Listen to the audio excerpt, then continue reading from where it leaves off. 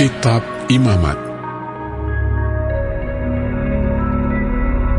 Tuhan memanggil Musa dan berfirman kepadanya dari dalam kemah pertemuan. Berbicaralah kepada orang Israel dan katakan kepada mereka, apabila seseorang di antaramu hendak mempersembahkan persembahan kepada Tuhan, haruslah persembahanmu yang kamu persembahkan itu dari ternak, yakni dari lembu sapi atau dari kambing domba.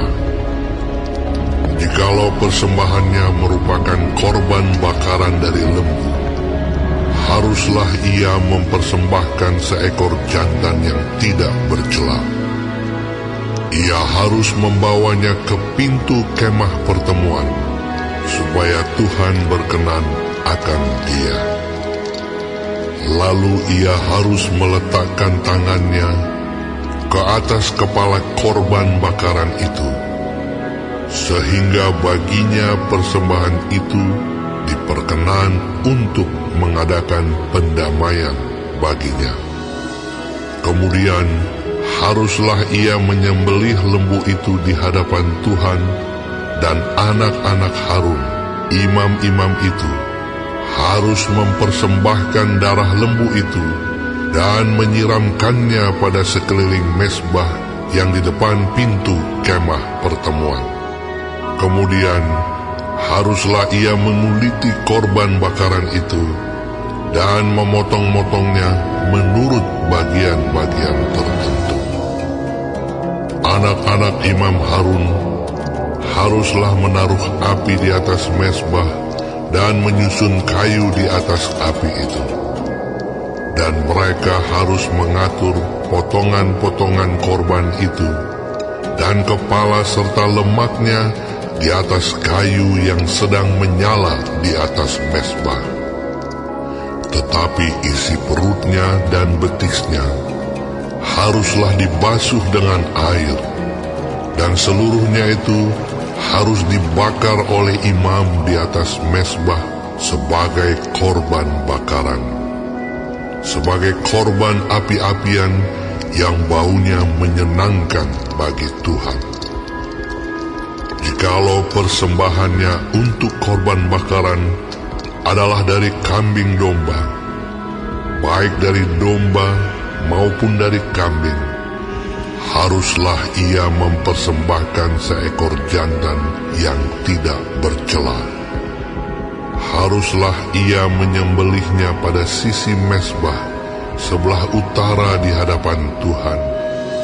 Lalu haruslah anak-anak Harun, imam-imam itu, menyiramkan darahnya pada mezbah sekelilingnya. Kemudian haruslah ia memotong-motongnya menurut bagian-bagian tertentu, dan bersama-sama kepalanya dan lemaknya diaturlah semuanya itu oleh imam di atas kayu yang sedang menyala di atas mezbah. Isi perut dan betisnya haruslah dibasuhnya dengan air, dan seluruhnya itu haruslah dipersembahkan oleh imam dan dibakar di atas mezbah. Itulah korban bakaran, suatu korban api-apian yang baunya menyenangkan bagi Tuhan. Jikalau persembahannya kepada Tuhan merupakan korban bakaran dari burung, haruslah ia mempersembahkan korbannya itu dari burung tekukur atau dari anak burung merpati. Imam harus membawanya ke mezbah, lalu memulas kepalanya dan membakarnya di atas mezbah. Darahnya harus ditekan keluar pada dinding mezbah. Temboloknya serta dengan bulunya haruslah disisihkan dan dibuang ke samping mezbah sebelah timur ke tempat abu. Dan ia harus mencabik burung itu pada pangkal sayapnya, tetapi tidak sampai terpisah. Lalu imam harus membakarnya di atas mezbah. di atas kayu yang sedang terbakar. Itulah korban bakaran, suatu korban api-apian yang baunya menyenangkan bagi Tuhan.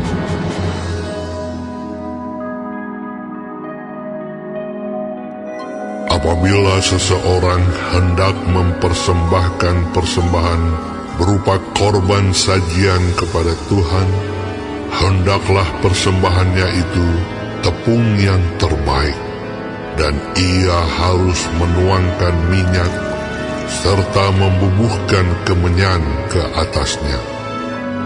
Lalu korban itu harus dibawanya kepada anak-anak Harun, imam-imam itu.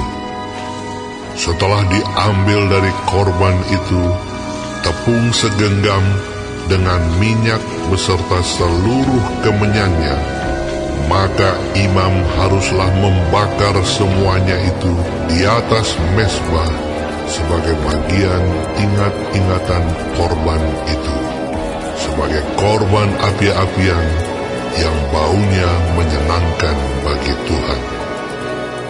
Korban sajian selebihnya adalah teruntuk bagi Harun dan anak-anaknya, yakni bagian maha kudus dari segala korban api-apian Tuhan.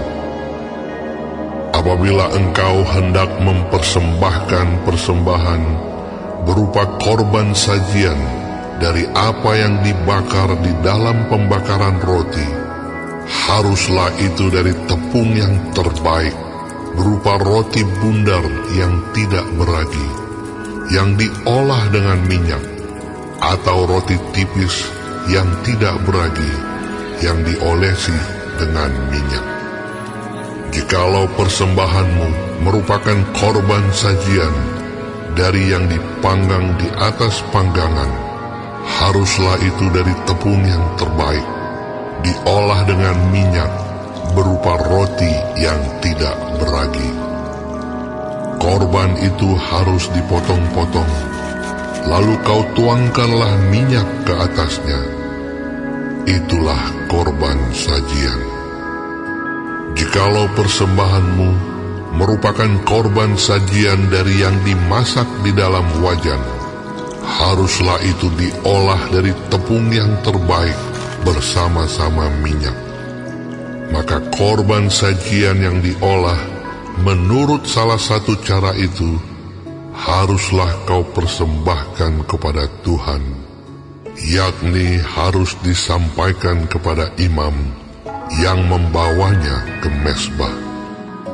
Kemudian imam harus mengkhususkan dari korban sajian itu bagian ingat-ingatannya, lalu membakarnya di atas mezbah sebagai korban api-apian yang baunya menyenangkan bagi Tuhan. Korban sajian selebihnya adalah bagian Harun dan anak-anaknya, yakni bagian maha kudus dari segala korban api-apian Tuhan. Suatu korban sajian yang kamu persembahkan kepada Tuhan, janganlah diolah beragi. Karena dari ragi atau dari madu, tidak boleh kamu membakar sesuatu pun sebagai korban api-apian bagi Tuhan. Tetapi sebagai persembahan dari hasil pertama, boleh kamu mempersembahkannya kepada Tuhan. Hanya janganlah dibawa ke atas mezbah menjadi bau yang menyenangkan.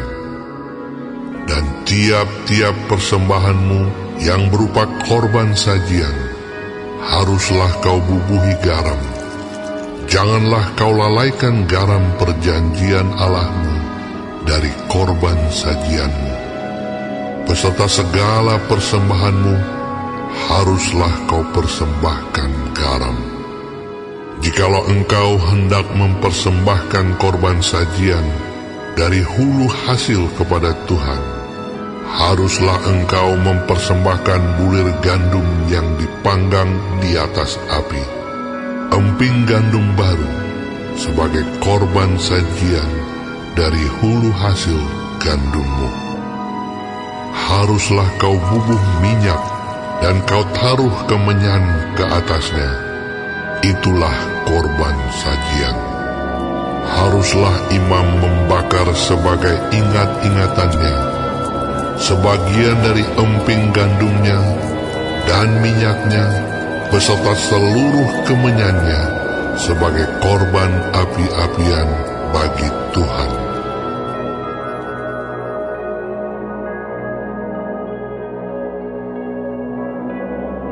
Jikalau persembahannya merupakan korban keselamatan, maka jikalau yang dipersembahkannya itu dari lembu, seekor jantan atau seekor betina, haruslah ia membawa yang tidak bercela ke hadapan Tuhan.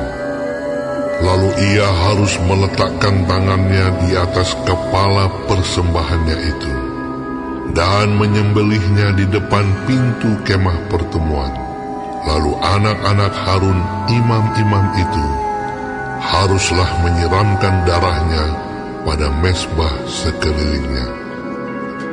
Kemudian dari korban keselamatan itu, ia harus mempersembahkan lemak yang menyelubungi isi perut, dan segala lemak yang melekat pada isi perut itu sebagai korban api-apian bagi Tuhan.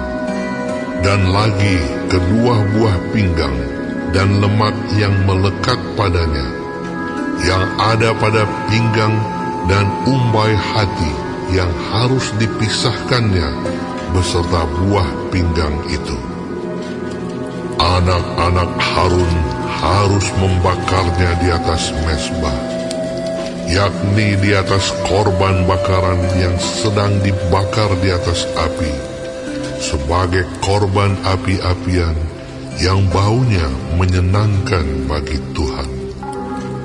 Jikalau persembahannya untuk korban keselamatan bagi Tuhan adalah dari kambing domba, seekor jantan atau seekor betina, haruslah ia mempersembahkan yang tidak bercela. Jikalau ia mempersembahkan seekor domba sebagai persembahannya, ia harus membawanya ke hadapan Tuhan. Lalu ia harus meletakkan tangannya ke atas kepala persembahannya itu dan menyembelihnya di depan kemah pertemuan. Lalu anak-anak Harun harus menyiramkan darahnya pada mezbah sekelilingnya. Kemudian dari korban keselamatan itu, ia harus mempersembahkan lemaknya sebagai korban api-apian bagi Tuhan, yakni segenap ekornya yang berlemak yang harus dipotong dekat pada tulang belakang, dan lemak yang menyelubungi isi perut, dan segala lemak yang melekat pada isi perut itu, dan lagi kedua buah pinggang dan lemak yang melekat padanya, yang ada pada pinggang, dan umbai hati yang harus dipisahkannya beserta buah pinggang itu. Imam harus membakarnya di atas mezbah sebagai santapan berupa korban api-apian bagi Tuhan. Jikalau persembahannya seekor kambing, ia harus membawanya ke hadapan Tuhan.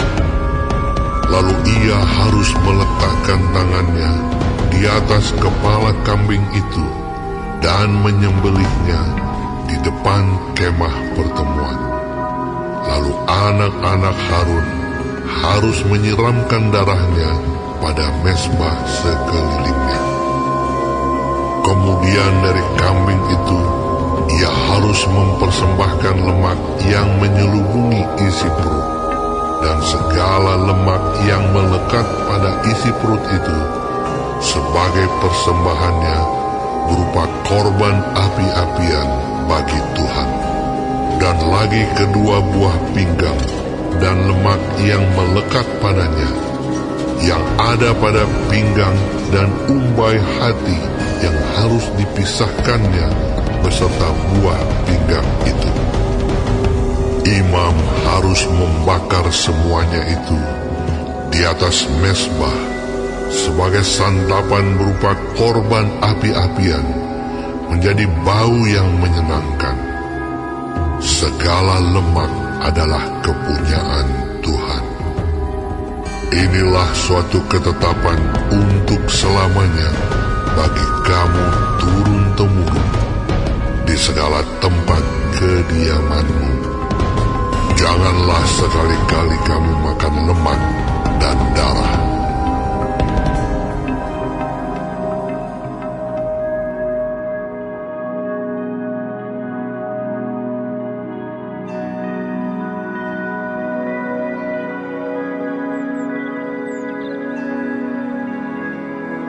Pada waktu itu dalam jemaat di Antioquia ada beberapa nabi dan pengajar, yaitu Barnabas dan Simeon yang disebut Niger, dan Lukius orang Kirene, dan Menahem yang diasuh bersama dengan raja wilayah Herodes dan Saulus.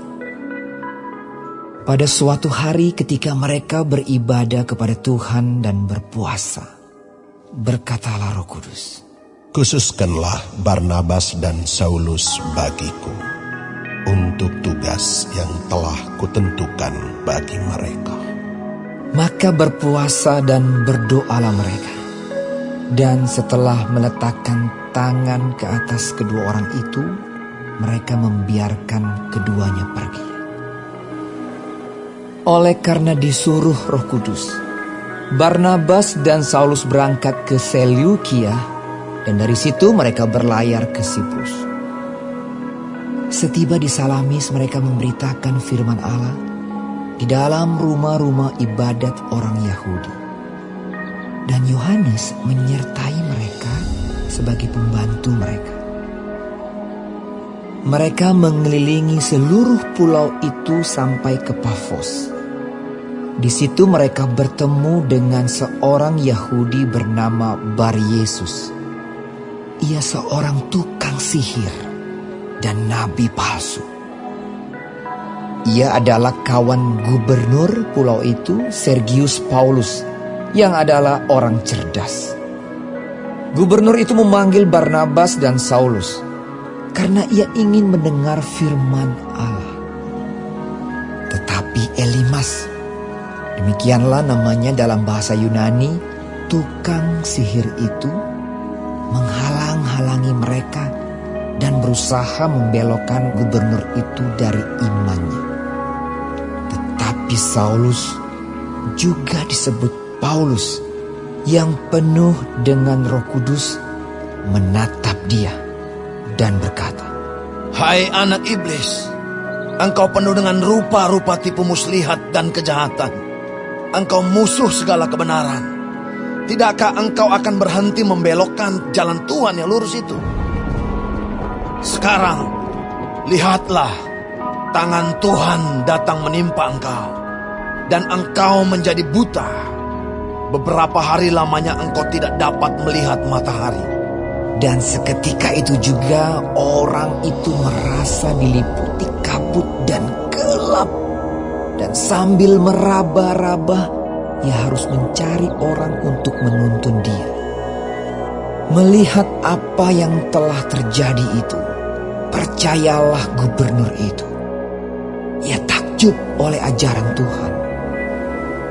Lalu Paulus dan kawan-kawannya meninggalkan Pafos dan berlayar ke Perga di Pamfilia. Tetapi Yohanes meninggalkan mereka lalu kembali ke Yerusalem. Dari Perga mereka melanjutkan perjalanan mereka, lalu tiba di Antioquia di Pisidia. Pada hari Sabat mereka pergi ke rumah ibadat, lalu duduk di situ. Setelah selesai pembacaan dari hukum Taurat dan kitab nabi-nabi, pejabat-pejabat rumah ibadat menyuruh bertanya kepada mereka, "Saudara-saudara, jikalau saudara-saudara ada pesan untuk membangun dan menghibur umat ini, silakanlah." Maka bangkitlah Paulus. Ia memberi isyarat dengan tangannya, lalu berkata, "Hai orang-orang Israel dan kamu yang takut akan Allah, dengarkanlah. Allah umat Israel ini telah memilih nenek moyang kita dan membuat umat itu menjadi besar ketika mereka tinggal di Mesir sebagai orang asing.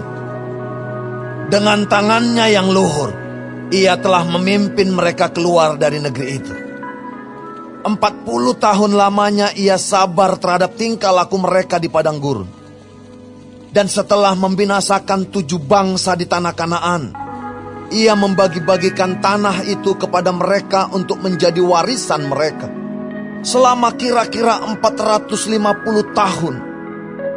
Sesudah itu Ia memberikan mereka hakim-hakim sampai pada zaman Nabi Samuel. Kemudian mereka meminta seorang raja, dan Allah memberikan kepada mereka Saul bin Kis dari suku Benyamin 40 tahun lamanya. Setelah Saul disingkirkan, Allah mengangkat Daud menjadi raja mereka. Tentang Daud Allah telah menyatakan, Aku telah mendapat Daud bin Isai, seorang yang berkenan di hatiku dan yang melakukan segala kehendakku. Dan dari keturunannya lah, sesuai dengan yang telah dijanjikannya, Allah telah membangkitkan juru selamat bagi orang Israel, yaitu Yesus. Menjelang kedatangannya, Yohanes telah menyerukan kepada seluruh bangsa Israel supaya mereka bertobat dan memberi diri dibaptis. Dan ketika Yohanes hampir selesai menunaikan tugasnya, ia berkata, Aku bukanlah dia yang kamu sangka, tetapi ia akan datang kemudian daripadaku. Membuka kasut dari kakinya pun aku tidak layak. Hai saudara-saudaraku, baik yang termasuk keturunan Abraham maupun yang takut akan Allah, kabar keselamatan itu sudah disampaikan kepada kita.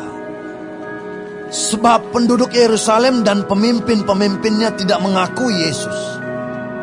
Dengan menjatuhkan hukuman mati atas Dia, mereka menggenapi perkataan nabi-nabi yang dibacakan setiap hari Sabat. Dan meskipun mereka tidak menemukan sesuatu yang dapat menjadi alasan untuk hukuman mati itu, namun mereka telah meminta kepada Pilatus supaya ia dibunuh. Dan setelah mereka menggenapi segala sesuatu yang ada tertulis tentang Dia, mereka menurunkan Dia dari kayu salib, lalu membaringkannya di dalam kubur. Tetapi Allah membangkitkan Dia dari antara orang mati. Dan selama beberapa waktu Ia menampakkan diri kepada mereka yang mengikuti Dia dari Galilea ke Yerusalem. Mereka itulah yang sekarang menjadi saksinya bagi umat ini. Dan kami sekarang memberitakan kabar kesukaan kepada kamu, yaitu bahwa janji yang diberikan kepada nenek moyang kita telah digenapi Allah kepada kita, keturunan mereka, dengan membangkitkan Yesus, seperti yang ada tertulis dalam Mazmur kedua. Anakku, engkau, aku telah memperanakkan engkau pada hari ini. Allah telah membangkitkan Dia dari antara orang mati, dan Ia tidak akan diserahkan kembali kepada kebinasaan. Hal itu dinyatakan oleh Tuhan dalam firman ini. Aku akan menggenapi kepadamu janji-janji yang kudus yang dapat dipercayai, yang telah kuberikan kepada Daud. Sebab itu Ia mengatakan dalam Mazmur yang lain, Engkau tidak akan membiarkan orang kudusmu melihat kebinasaan. Sebab Daud melakukan kehendak Allah pada zamannya, lalu ia mangkat dan dibaringkan di samping nenek moyangnya, dan ia memang diserahkan kepada kebinasaan. Tetapi Yesus yang dibangkitkan Allah tidak demikian. Jadi ketahuilah, hai saudara-saudara, oleh karena Dialah maka diberitakan kepada kamu pengampunan dosa. Dan di dalam Dialah setiap orang yang percaya memperoleh pembebasan dari segala dosa yang tidak dapat kamu peroleh dari hukum Musa. Karena itu, waspadalah, supaya jangan berlaku atas kamu apa yang telah dikatakan dalam kitab nabi-nabi. Ingatlah, hai kamu penghina-penghina, tercenganglah dan lenyaplah. Sebab aku melakukan suatu pekerjaan dalam zamanmu, suatu pekerjaan yang tidak akan kamu percayai jika diceritakan kepadamu. Ketika Paulus dan Barnabas keluar, mereka diminta untuk berbicara tentang pokok itu pula pada hari Sabat berikutnya. Setelah selesai ibadah, banyak orang Yahudi dan penganut-penganut agama Yahudi yang takut akan Allah mengikuti Paulus dan Barnabas. Kedua rasul itu mengajar mereka dan menasihati supaya mereka tetap hidup di dalam kasih karunia Allah. Pada hari Sabat berikutnya datanglah hampir seluruh kota itu berkumpul untuk mendengar firman Allah.